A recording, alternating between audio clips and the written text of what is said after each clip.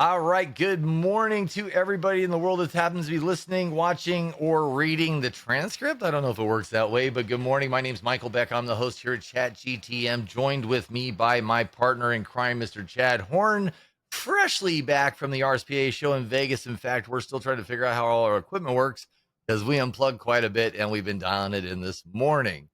Along Yeah. with us for the ride today, we have Mr. Ira. I got a number one book on Amazon, Gleser.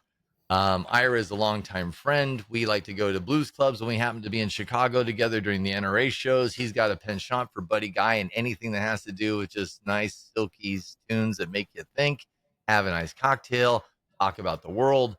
But Ira is also one of my favorite people in the industry because he's extremely smart.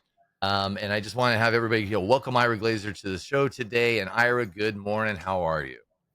Good morning, guys. Really good to be with you. The only thing that would make this better is if we had a little buddy guy in the background. You know what? I Too think that early. will, It's too early for adult beverages, but it's never too early for blues.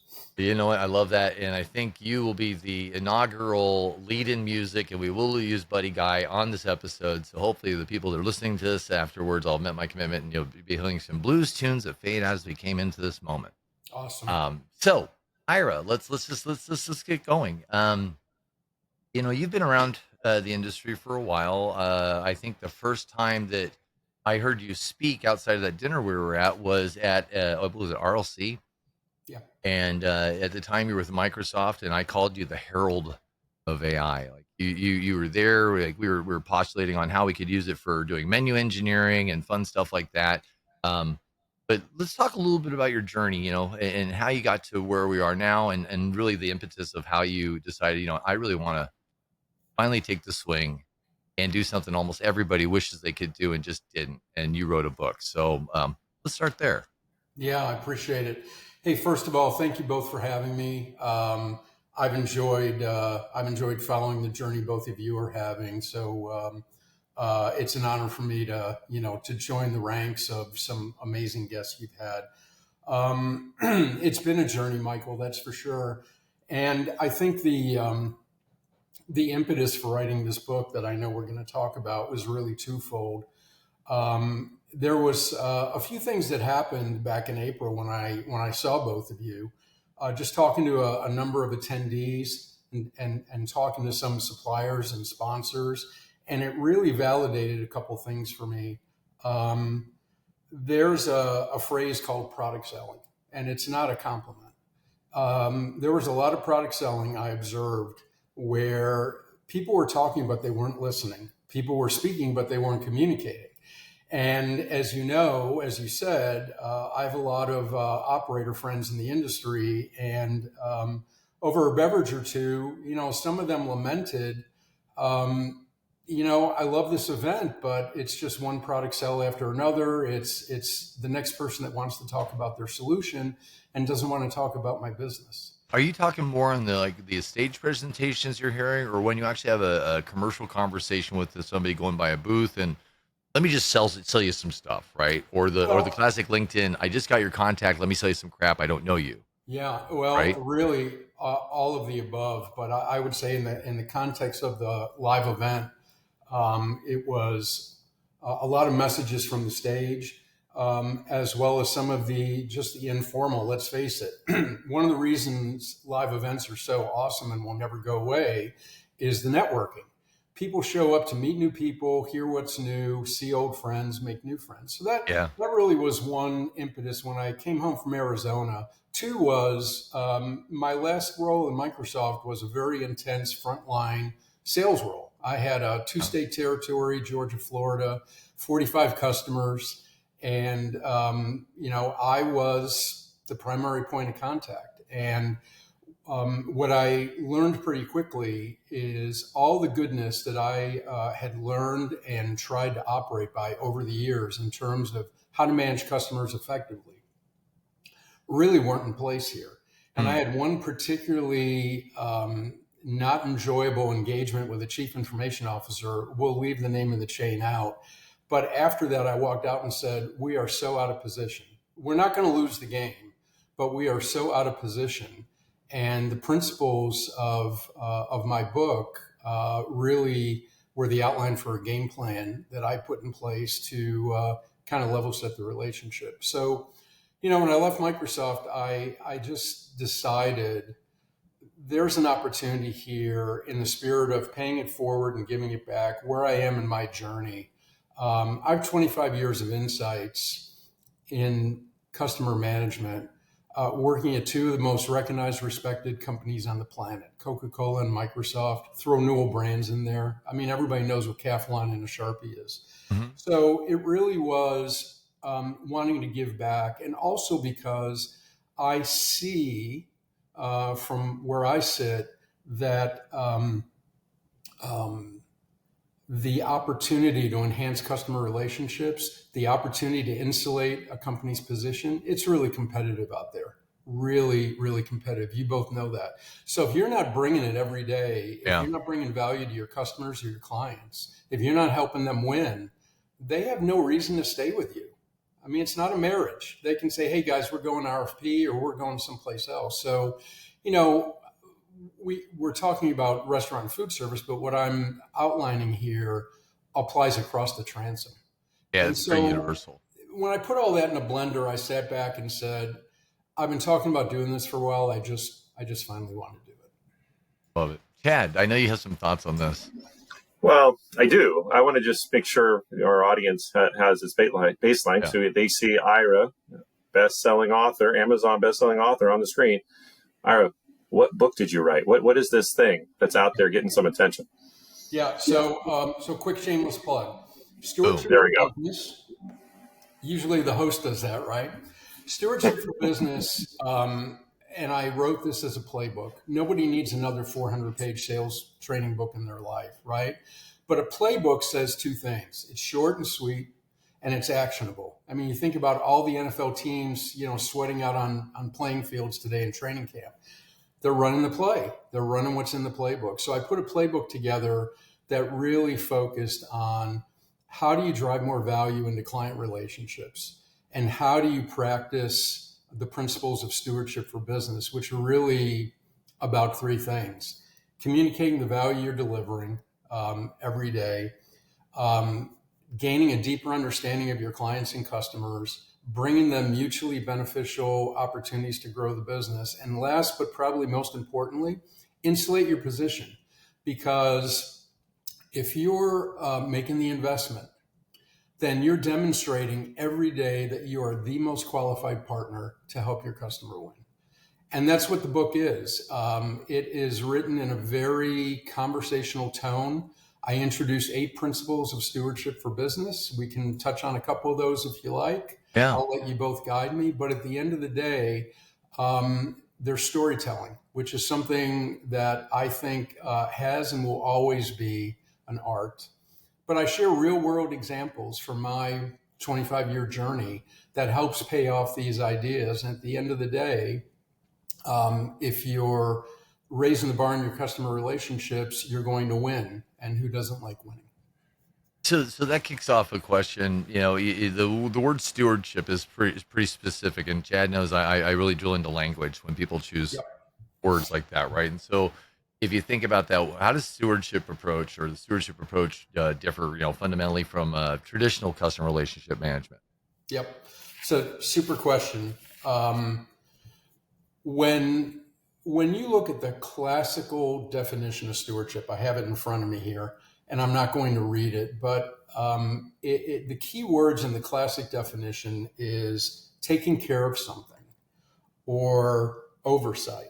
Yeah. And when we hear the word stewardship, it's usually in the context of faith or financial services, right? The guy at the bank is stewarding your accounts, stewarding your business. In faith, there's stewardship, and we can go down a long road on that. So one of the first things I did in my research was, has anybody applied the idea of stewardship to business? It's not out there. And so, wow, that's surprising. Or not that I could find it, but this goes way back to when I was a young buck at Coca-Cola. And we were grounded in the idea of how do we apply stewardship to business? And then what I've done over the years is take that great learning from some amazing leaders, add my own seasoning, put it in a blender, and kind of refine it and refine it and refine it. And so in my book, I offer my definition of stewardship, and I shared some of these words a moment ago, so forgive me if I'm being redundant, but it's a process for communicating value, establishing a competitive advantage, insulating your relationships, and growing your business. When you look at the classical definition, Michael, that I read a moment ago, if you're a salesperson, a business development person, or a relationship manager, oversight and taking care of something resonates with you because that's your job. Yeah. I'm being paid to take care of this relationship and provide oversight. What I'm suggesting is there's a more actionable set of activities that if you adopt, it's going to take you from here to here. And I've seen it personally, I've seen it personally because, and we'll get to this, but those relationships are not transactional. They're real. They're kind of the relationships that people like you and I have, Michael. It transcends business because when we look back on things, it's not going to be, hey, remember when we rolled out voice AI at all your drive-thrus, or remember when we cracked the code on integrating your POS with your back office. It's going to be remembering how we work together as people. And that's a really powerful idea here. And I know hopefully we'll get to talk about this later, but Chad, you had a LinkedIn post a couple of weeks ago that I really enjoyed about the human component of customer interaction and where we're headed with AI. And I hope I get a chance to comment on that. But that's really, Michael, why I think stewardship for business is a really powerful idea. All right. So when you're talking about stewardship, I think this relates to a challenge. And it's funny, you also mentioned Drive-thru AI. It's like, this is probably the area. So we see great technologists. We see, companies that really focus on their product, how cutting edge, that whatever it is. And let's just use Drive-thru AI as an example. And it seems like the more emerging the technology, the more those companies and teams struggle to figure out how their technology, what other stuff they need to bring to the table to make sure their tech is adopted by their customer in a way that actually serves that customer, the way that works operationally with their people, the culture. That seems to be a common blind spot. And again, the more cutting edge the tech, the more that seems to be a problem. Where do you think that comes from? And what's the way out for these companies that are well-meaning, but don't know how to get that right? It's a super question. There's a long answer there. So a couple of headlines. And I've had a front row seat to this. I was working with one of the leading voice AI providers at Microsoft. I'm still working with a few folks in that space. I'm fascinated by it. As you both know, no one's really scaled it yet in the US. There's a lot of great PR going on out there, but that's a lot of money going into it. There's a lot of money going into it. There's a lot of PR, but Chad, I think you're hitting on a really, really important point. So here's Ira's point of view. And you know me, I'm Southern educated, so I like to keep things really simple. There's two things going on, I think. One is there's a real lack of investment. So one of the things I talk about in my book is gain a deeper understanding of your customer. What does that mean? What it means from the way I was schooled, it's a couple of really basic things. Absorb and digest all the available information out there. We're pounded with information every single day, whether it's restaurant business or any of the other great publications, going to events, great posts from super intelligent people like both of you. So getting information on your customers is not as hard as it used to be. Trust me, I could show my age here with an example or two. The second thing is going to make you both smile, but I don't see enough of the old basic get into the stores. Go to that location, study, watch how consumers are interacting with the drive-thru today. Yeah. Get the franchisees permission to talk to some of the employees in the back of the house. Get some perspective on what their pain points are and what the real world looks like during lunch rush. I don't think that's happening, Chad. I think what's happening is I am so geeked up to tell you about my solution. Yep. And how it's different, better, special, better tasting, cooler than anyone else's. One of the things I hear from restaurant operators, retailers is I'm overwhelmed. I'm just overwhelmed. Everyone's coming at me with the next great thing.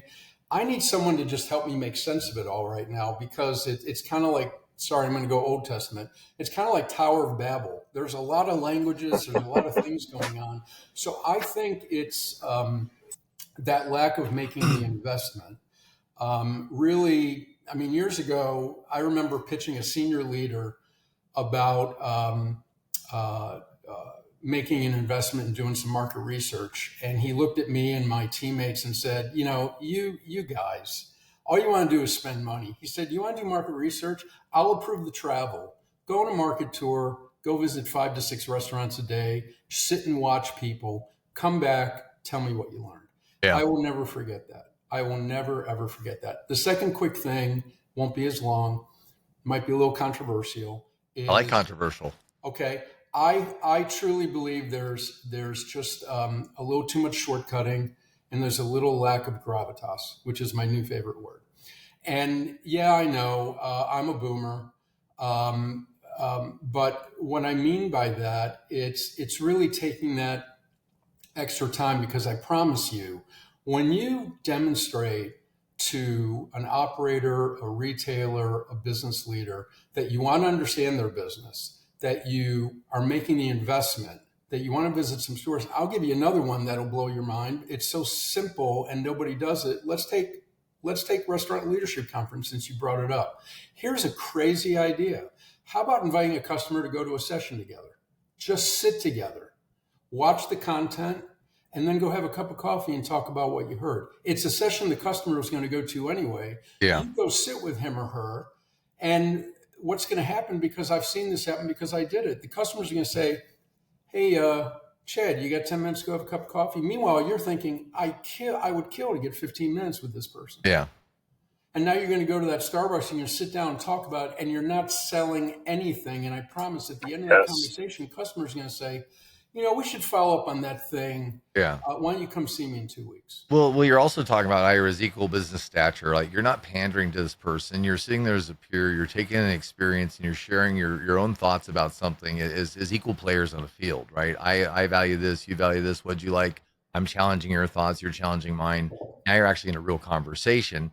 And I also think the old cliche comes into play, right? Which is nobody cares how much you know until they know how much you care.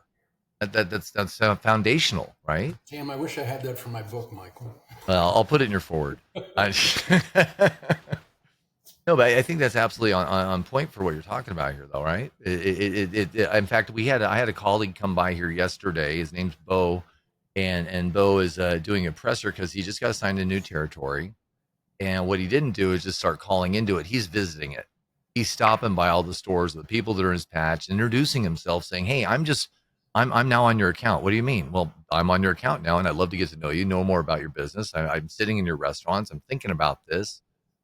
And I think it's such a mistake when people go, I got the best thing ever, I'm going to go sell somebody, because you don't even know what they're working on right now, what their pains are, any of that stuff. And so you're boiling it down to the essence of being consultative, right? 100%. And I really appreciate the question, because this is something I'm very passionate about, and I just see it as a really huge miss. Look, I saw it at Microsoft, and I'm not disparaging. I'm still a share owner, and the stock's at an all-time high. But I saw it over and over again working with specialists on my team. Look, they're paid to sell the solution. I get it. They've got the 40-page PowerPoint, and they're ready to rock and roll. And I would say, wait a minute. Let's use this time to do a little more discovery. Let's use this time to share some insights and best practices. And maybe we don't get to the 42-page PowerPoint. And I'll tell you what, the call with the customer, the visit with the customer was easy. Yeah. Getting getting the alpha males to sit back on the bench and wait was a little harder. But because we took that extra step, exactly what you just said, you find a more willing audience. You find someone that is appreciative.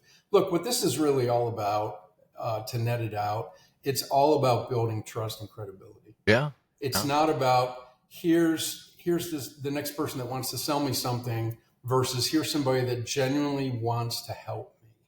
And Chad, before you hop in, I have one thing that just it hit so hard on this, and it shows exactly what I was saying is true. So when our team was selling Dairy Queen, when we were at Restaurant Magic, there was a day we got called up and said, you know what, our competitors coming in, they're going to present that day, and then the other competitors coming in, and it's all about, they're all doing their decks, and I had actually just gone through a training program at Sandler Sales that said, you know what, maybe don't do that. And we did. So I got with my CEO. I said, listen, everybody's going to be showing their decks. They're going to be showing their screens. They're going to show their dashboards and walk through the stuff that is kind of, we already know everybody has that. Why would we talk about stuff we already have? Let's change the script. Let's tell them we're not going to demo today. And he thought it was insane. And so when we came in, and this is, I mean, if you have the wrong audience, like, guys, you're out right now, because we said, this is what you're going to do. But we actually got them to say, well, we said, we don't know enough about you. We're working off of an RFP that's very dry. Can we just spend that time instead doing a little bit more discovery and digging in? And they valued that more than anything. And that's how we won the deal. It wasn't, let me show you. It was, let me ask you. And it was massive. It is such a proof point for what you're talking about. All right. It's just, it's a great example. I think it's a great example. It sums up, what we've just been talking about the last few minutes. And I get it. We're in a different time here, right? Everyone's under intense pressure to perform. People are getting laid off after hitting their numbers. Yeah. Right. So everyone's under this intense pressure, and everyone's clamoring to get that moment. So Chad's the customer. I'm clamoring to get that time. And I don't want to, you like controversial, so I'll say it. When I finally get that half an hour with Chad, I don't want to spend 10 minutes grab assing. I don't want to ask him a bunch of questions to get to know him as a human being or to understand his business. I gotta make my pitch. Yeah. Because I gotta hit my number, and I hear it and I get it. And when I look at LinkedIn, I see some crazy posts that, relationship management's going away. It makes me shake. Yeah. Because, no, I don't think AI is going to take over this process. I think at the end of the day, as long as I'm vertical and breathing, there's going to be a moment in time where you need to look a customer in the eye and build that trust and credibility. And then and only then is she going to say yes. So you can't let all these external pressures change your mindset first, and then change how you interface with customers, because that's not going to help. Not going to help anybody.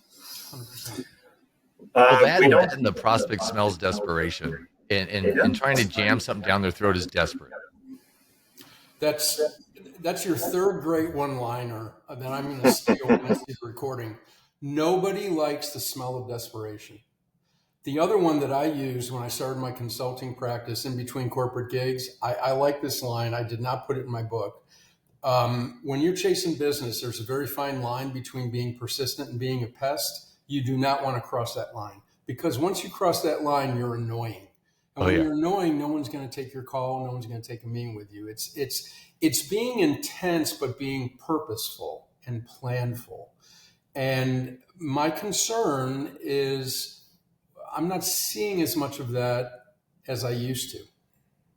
So, and a note for salespeople out there too: do not, in your messages to your clients or prospects, ever say, "Sorry for being such a pest." Guess what? You just told them you're a pest, and you think you're a pest. Yeah. Stop saying it.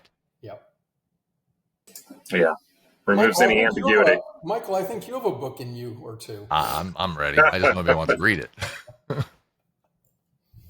We Chad? haven't talked much about AI as it relates to this subject. So, we arguably, our business would look very different if we didn't have AI to use in the various things we do. Yep. At the world leadership, business leadership, they're all talking about AI race. Practically speaking, the typical business you encounter, Ira, where should they start in thinking about the right way to size this up and use it in their business? As it relates to customer relationship management? As it relates to customer relationship management, leadership, internally, externally, in their products, where do you see most companies you deal with needing to start or being off and recalibrate? Well, there's so many supposed experts out there weighing in on this topic every single day. When I get asked a question like that, Chad, I think about how I use AI, and so I'll start there. In the context of today's conversation around customer relationship management, I have improved my productivity, efficiency, by doing some of the diligence we talked about, gaining that deeper understanding. And I'm not talking about my book. I'm still chasing, consulting business and fractional work myself, right? So I have to do my homework when I get in front of a potential client. And AI is super helpful because in a matter of moments, I can understand the competitive landscape, where they sit, what their value proposition is. It is unbelievably amazing. And I think we've gotten past the hallucination stage, that the New York Times wrote that famous article about. So if I'm a salesperson and I'm not using, pick your favorite flavor, Right. you're losing out on the opportunity to gain a lot of information quickly. The second thing, which is where a lot of folks I think are falling down, is you have to remember they're called AI assistants for a reason, because they're assistants. Yeah. So I want to write a follow-up compelling note, and I don't want to say sorry to be a pest, but I want to write that follow-up note that hits those 5 key points. I'm going to get someone to draft something for me, and then me as the editor is going to look at that as a starting point.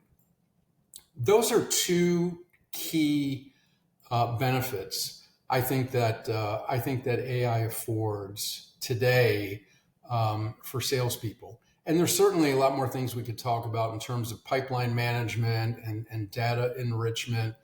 But I think it's all about that principle we talked about a few minutes ago. It's gaining a deeper understanding of the customer. The second thing that we haven't really talked about, if I may really quickly, is everyone's familiar with pick your poison. At Microsoft, we called them quarterly business reviews. Yeah. Coca-Cola, we called them top-to-top meetings. They happen 2-3 times a year, while quarterly obviously happens quarterly. People put on their real pants, they put on a nice shirt, they get on airplanes, and they all come together. And there's People still have pants? people still have pants Okay. with zippers and buttons. But my point is, where does AI fit there? I think about quarterly business reviews I was involved in, where you had that standard agenda. You're going to give each other business updates. You're going to ask how we're doing. They're going to ask how we're doing. But when I suggested we come in and share just some new ideas or some insights, 2 things on this. One is folks are still, and I saw this at Restaurant Leadership, and the 3 of us talked about this. People really are still looking for help on how do I start? How do I start the journey? Everyone's really looking, doing one-offs, or they're just looking for ways to put their toe in the water. So that quick example, 2 things. One, preparing for that was just based on doing some research on what this customer and what was going on in their industry. It was Right. agribusiness. And where were the AI applications? And then it was doing some more research within the organization to just understand what are we doing as far as a use case in this area. And then thirdly, it was finding subject matter experts. And in this particular example, there was a Microsoft partner doing some great work in this space. But a lot of that was really knowing how to use AI in a way to build a story that we could put in front of the CIO and say, hey, for the next quarterly business, could we earmark 15 minutes to share what we're seeing in your industry? Hmm. We had an emphatic yes, and those 15 minutes turned into 30, and the account manager who owned the business relationship was not happy. But you know what?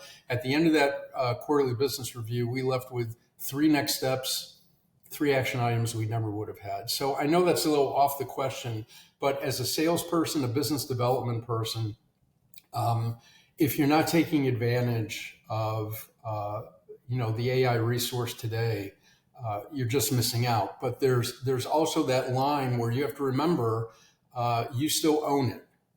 And again, they're called assistants for a reason. So. I think you're hitting on something that is really just a foundational piece, which is just communication, right? A while back, an old boss of mine said about email, it's a great servant, terrible master, right? And I think AI is a great servant, a terrible master. And I think it all starts with just back to people, setting the right expectations, communicating, opening doors. I think there's also, there's that relationship you have, whether it's vendor to supplier to user, or interpersonal. But at some point in time, there might be a breakdown of communications, and you start having these sense of it when meetings start getting canceled that should have been well attended, or a meeting is shortened to 5 minutes instead of 30 when there's an important subject to cover. And then the catch up that happens over time is, well, we're not communicating, we are missing, we've trivialized the things that are important, and now the relationship is fractured. Yep. Because we never came full circle on things that were important mutually, or to the vendor or to the recipient of the service. And I think that is such a valuable piece that if we don't anchor that, we both have needs in the equation, right? The vendor has needs to deliver the service to the client has needs to receive service from the vendor. And if they're not equally talking, communicating, that is a gap that will break it. 100%. And right. So I can tell you read the book. Thank you. Because what you just described is principle number 2, beware of red flags. Yeah. And we're all moving so fast, we don't see them. We miss them. The calls don't get returned. The body language in a meeting. I'm multitasking. I'm checking email. I'm not paying attention. I'm watching the game when you're giving a presentation, yeah, right? My customer's checked out. Yeah. But I'm checking email. My customer's on the call. All that's good. Yeah. And if you don't address red flags, if you don't have the courage to communicate open and honestly, you're in jeopardy. What happens? It festers. Yep. It turns into an infection. And then that big project you were hoping to win, guess what? It's not happening. Or the project you won falls apart. Yep. Yeah. So question back to that, because we talked about the pressure, right? The pressure to go fast, which says we're going to cut some steps out of the way, right? Yep. And so how do you companies balance that? The short-term pressure for immediate profitability, but with a long-term approach of building deeper value-driven relationships. How do you make those? How do you kind of transition or balance that? I think that's another episode to go deeper there. I wish I had a magic answer. But what I've seen are the great ones know how to strike that balance, because sometimes being a little more deliberate, marathon versus sprint. Yeah. You gotta go slow to go fast sometimes, right? Yeah. I have a dear friend that works in federal sales, and that is a whole different kind of sales cycle. Yeah. And we had a great conversation after my book went live, and he said, there's a speed limit in this vertical. If you exceed that speed limit, it's game over. So sometimes you feel like you're plodding along, but it forces you to do all the things that we've been talking about here. And when you get to the finish line, it's sweet. I mean, the champagne tastes great and the trophy's beautiful. I think it's, for me, Michael, not to cop out on the answer, but I think it starts with the leaders. Oh, 100%. I think it starts with the leaders. I think the leaders have to have that ability to say, look, everybody, we've got a target, we got a bogey, we got to hit it.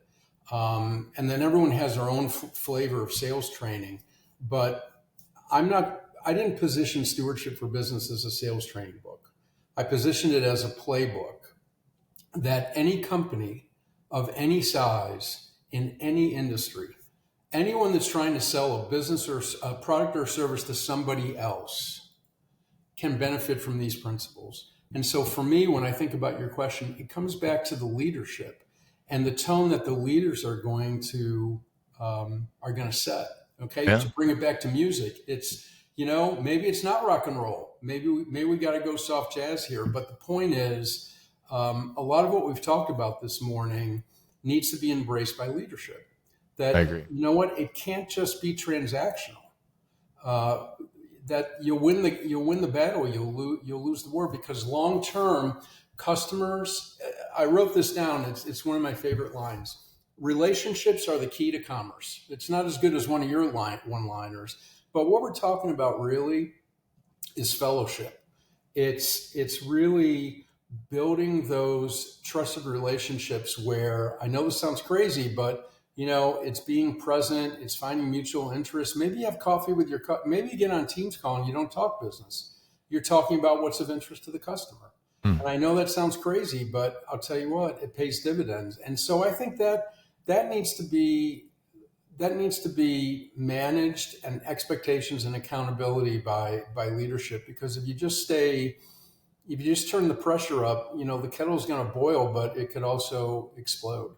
And I think sometimes being a little bit more thoughtful and deliberate, you're not only going to win short term, but you're going to win long term. Look at relationships like McDonald's and Coca-Cola. I had a front row seat for that. Handshake deal, no contract for 50 years. That's one I'd love to hear about Microsoft too. and Walmart. When Walmart decided they need to raise their shopper experience, who did they turn to help make AI a reality? Microsoft. Those relationships don't happen overnight, and they don't happen because they're focused on transactions and results. Chad, do you have a final question to take us out here before we wrap up? Yes. So leadership obviously is where it starts. So let's kind of transition then to the team, right? The workers in a business.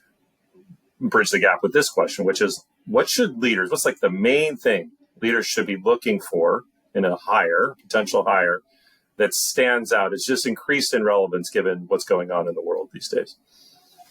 What should they be looking for in new hires? Yeah. What's like a central quality? Well, when I used to be a hiring manager, what really resonated with me is some of the things we've talked about this morning. Did they do their homework? When it was time for them to ask questions, is the first question, talk to me about the bonus opportunity? Is the first question more around where are you headed as a brand in a business? So did they do their homework? Also their presence. Again, this might be a little controversial, but if you're going to be in front of customers, you don't necessarily have to be an extrovert, but you need to practice good social skills. You need to make eye contact. You need to not interrupt. I had a dear friend who was a great sales trainer, who said, you know what, selling's like playing tennis. What? When the ball's on the other side of the court, you can't do anything. You have to wait for it to come back. You can anticipate where it's going I like to that. go. But selling is like playing tennis. Yeah. And so what I would look for are those things: preparation, bigger picture, social skills, and having no one really knows where they're going to be in 5 years. It's the dumbest interview question in the history. Right. But folks have an understanding of what they're passionate about. And not to bring it back to me, Chad, but I wrote this book because this topic is very passionate to me. So when I remember sitting across from someone who would say, I really, really want to work for the Coca-Cola company. Great. So does everybody. Tell me why. Right. And if I hear some passion combined with the other things, I know I have a potential rock star. That's what I would be looking for. That's all. I think that's fantastic advice.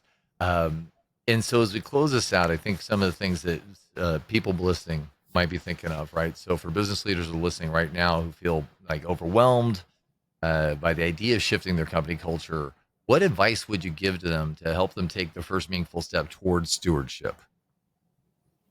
Is this the not so subtle sales pitch? Is that what you're asking me? I don't know. What are the steps? I mean, like, Read the book. what every journey begins with a single step. Honestly, you can knock this book out in a flight, Yeah. an afternoon by the pool. But beyond that, I think there's a real need to turn the heat down a little bit, and really not only value your people, but demonstrate behaviors that will reinforce the importance of getting your people to value your customers as people. You know, one of the things I'm really proud of from my 4 years at Microsoft is I created the first ever restaurant CIO council. 12 of the largest brands in the industry. I still talk to almost every one of those folks. And I'm Wow. not selling them anything. I'm not selling them cloud, AI, security, because we got to know each other as people. So I think first is, all kidding aside, Amazon.com, have a read, knock it out, because the principles will make you think. The feedback I've received so far has been, very positive, very humbling, but also, you know what, this is practical. And my favorite was someone said, it forced me to take a step back and really think about, wait a minute, customers are people too. They have friends, they have family, they have pressures too. Yeah. How can we help each other? The second thing is look for resources. Look for that objective third party that can come in and kind of assess the situation, whether it's account planning or what have you. And yeah, not so subtle way of saying, introducing the principles of my book into a business is something I'm very keen to do. I'm an advocate. I'm an ambassador around stewardship for business. So for leaders, I think having someone come in, share the principles, and then let's roll up our sleeves. Let's dig into some of the things we talked about, like gain a deeper understanding. Let's talk about stakeholder management. We didn't get to talk about it this morning, but the principles of how you run a great election are very similar to how you win at business. Just because you have that great relationship with the VP of marketing doesn't mean you're going to win. What about the COO? What about the CFO? What about the head of HR? So there's a lot of ways to go deeper on this, but as a leader, whether you read my book or invite me to come talk to you or your team, turn the heat down a little bit, and let's remember that we're all individuals trying to get other individuals to do something.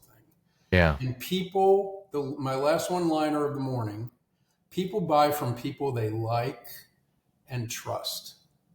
Yep. Yep. I love that. And I think all that is wrapped under one of the things, seek to understand, your customer, your team, each other, yourself. Yep. And it's all very valuable. Well, let's go ahead and we're going to wrap this up here, but I did want to say a quick shameless plug for my friend and Amazon #1 best-selling author in this sense, Stewardship for Business, a playbook to drive more value into your customer relationships by Ira Gleeser, with a background in history as an executive at Microsoft and Coca-Cola, among other points. This is insights from 25 years of customer management. This guy knows what he's talking about. I value him immensely. Every time I talk to him, I walk away, feeling enriched and asking, wow, what else could I learn from him? Ira, you're absolutely amazing. I love that you brought this book to the world, and we value you as both a friend and a partner and somebody we respect in this industry. And we wish you the absolute best launch of this book. And the last question I have is, if anybody wants to talk to you about this and reach out to you, I know you're present on LinkedIn, but what are the ways that the companies the people can get to you to have a conversation? Yeah. So, first of all, thank you, and thank you both.